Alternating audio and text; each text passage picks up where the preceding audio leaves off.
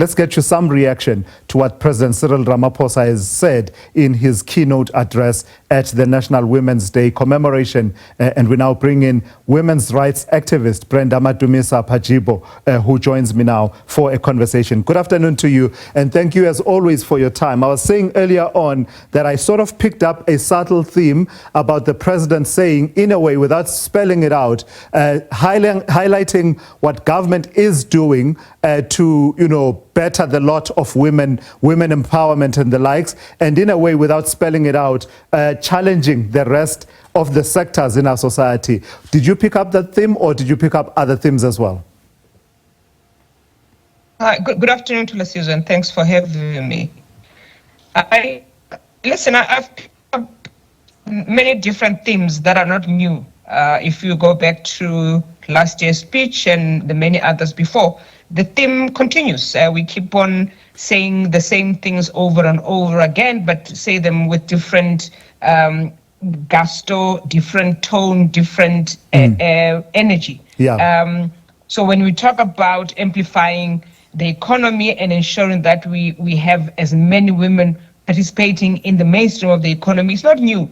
The 40% set aside for women, that was 2 years ago. For me, is that once you make those pronouncements, you then have to demonstrate to the nation that these set-asides or even the policies that you have put in place are making an impact, and they have literally made sure that you move the needle. And that's what is missing. So we can make these pronouncements every 9th of August and talk about the whole month of August being a focus on women, but we're failing to bring to the nation what all these laws and policies have had on the lives of many women in this country. So is that a matter of failing to keep track of programs that otherwise look good on paper? The 40% set aside for women, the insistence, which he now calls a protocol in his cabinet, that if you are appointing a board, at least 50% should be women, and if that doesn't happen, we will send you back. All of those programs, the National Empowerment Fund for all SMMEs, but also insisting that it will have a particular focus on women. Is it a matter of a lack of follow-through or a lack of tracking where follow-through is happening so that you can demonstrate the impact? It's a combination of things, right? So let's remember that for the 30 years, there has always been an unwritten rule that for each and every transaction that happens in this country, or even the many contracts that come out of government, that there will be black women participation or even women participation. So it has been there, right?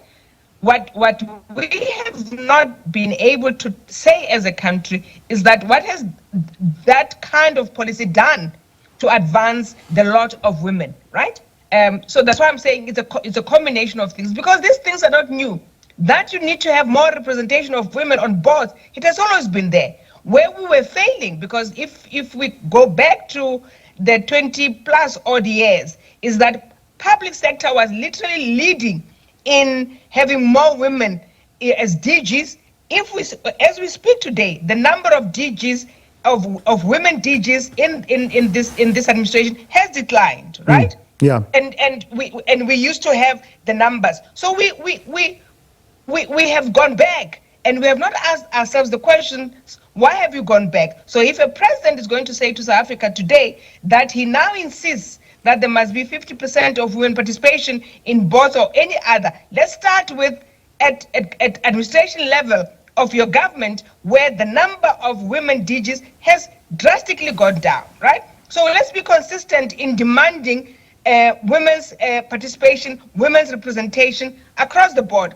Private sector in this country has been found wanting a number of times because they have not done what public sector could do 20 years ago. Yeah, I want us to turn to the theme of gender-based violence and femicide in just a moment. But one last aspect on this, Brenda, the issue of the Employment Equity Act and other empowerment policies, those are under the spotlight and being debated, including in some of the ructions we see from time to time from within the governing coalition known as the Government of National Unity. What did you make of him coming out to bat for those policies, and also centering in that coming out to bat the effect or the intended effect of those policies, particularly to empower all women, including white women who previously were excluded or marginalized under the past regimes?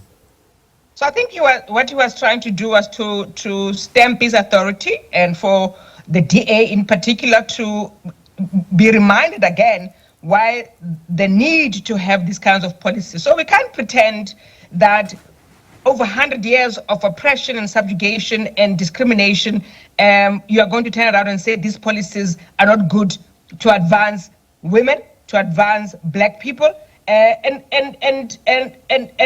so we will constantly remind you that there is merit to why these policies exist. So I think it was a good thing on his part to his authority to a reminder to refrain from challenging all of these things, because there is merit in having diversity, in having inclusion in all spaces. It is good for business, it's good for the soul of a nation. And so we can't pretend that not having as many black women in the boardroom, in the private sector, in government, is not good for business. It is good for business because you have denied them that opportunity for many years, for over 100 years that you have denied them that opportunity. So the DA has to go and reflect and really think through, why are you opposing something that is good for the soul of this country?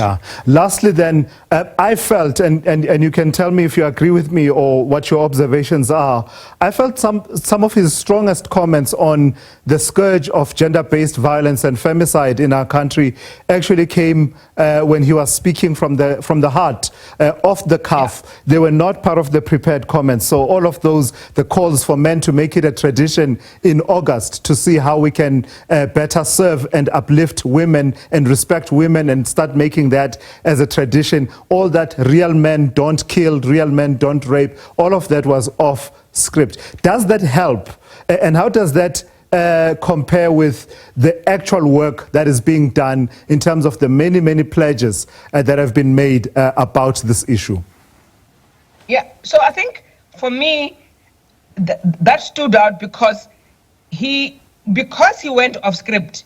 It became real, so he could connect. So that's the connection that we've been talking about, that once you get off script and you start to talk from the heart, you're able to connect even with those that have been your critic and those who have doubted you, whether you're authentic or not. So he became real and authentic by saying what he said and the way he said it. So the message can land on many, many South Africans, especially men. So I appreciated that part of him going off script, because most of the time it has been like, once you read from the script, it's not real, you're not connecting and it's not authentic. So that was good. But second to that is, once you make those articulations and pronouncements of real men don't abuse, real men don't kill, is that it must be supported by a system that is functional, right? Your criminal justice system must be functional.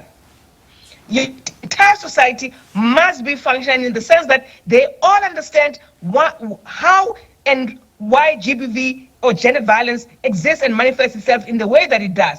So that we need to challenge the power structures that he spoke about and refer to them in passing. But the power structures that exist, that hold back women, and that when you want to advance, I mean, a simple example, we want to have as many women as we can as entrepreneurs and in mid-sized companies. So let's take an example of a woman who wants to be in construction, but you've got a construction mafia that makes it difficult for entrepreneurs to conduct their businesses. So you have to create an environment where someone can get into a business and thrive without being subject to violence in the first place. All right. I've got to thank you for your time as always. Advocate Brenda Madumisa-Pajibo, who was talking to us in the wake of the president's speech out in Limpopo there, reflecting on some of the themes that have come through from that speech and a lot more.